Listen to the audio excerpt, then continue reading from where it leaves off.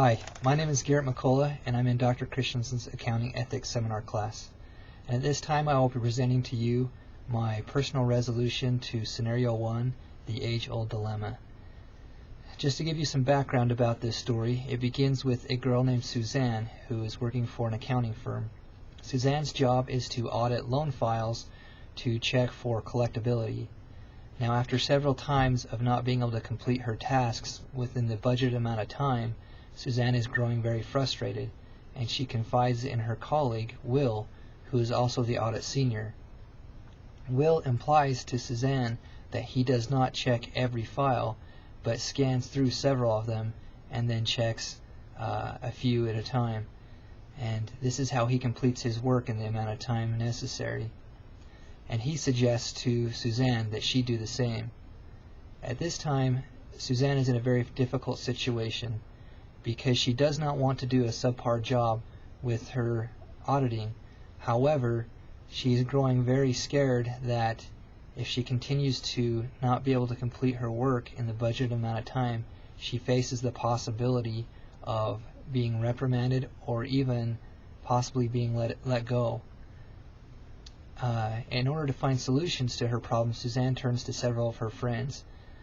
And Andrew tells her to basically do as the audit senior suggests and not check every loan file.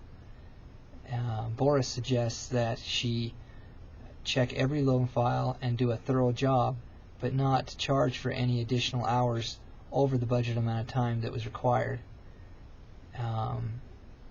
Kathy suggests that she thoroughly check every loan file, but also charge for the full amount of required hours, hoping that eventually management will realize that they didn't give her enough time to complete her tasks properly. And then Drew suggests that she work up until the amount of budgeted hours, and if there is still work to be done, to approach the supervisor and ask what they would like to have her do. Now, whenever I'm in a situation like this, I like to ask myself the question, what is my role as an accountant? We know from the IMA Standards of Ethical Conduct that some of the standards we need to uphold is, number one, competency. And basically what this means is that we are expected to perform our professional duties within the laws, regulations, and technical standards that are expected of us. And number two, integrity. We should not do anything that might discredit the profession. What Suzanne is considering doing by not checking all the loan files would be breaking both of these standards. By not checking all the loan files, she is not being a competent accountant, because she is not doing her job up to the technical standards expected of her. As well as, if there are discrepancies that she misses because of this, she risks the possibility of discrediting the profession because those discrepancies weren't found.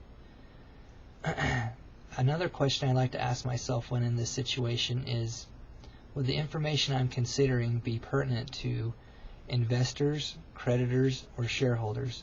And of course this information would be.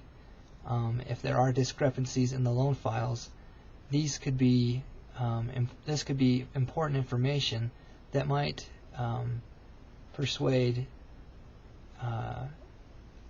creditors or investors or shareholders to make decisions other than what they would have without the information. We know that as accountants we have an obligation to the public to accurately portray the information that we've been given, and Suzanne cannot do that without thoroughly doing her job and checking every file. And because of this, my personal resolution to this situation is that I would have to agree with Kathy. I think that Suzanne should thoroughly do her job, check every loan file, and charge for the full amount of hours, hoping that management will realize that they did not budget enough hours for her to properly do her job.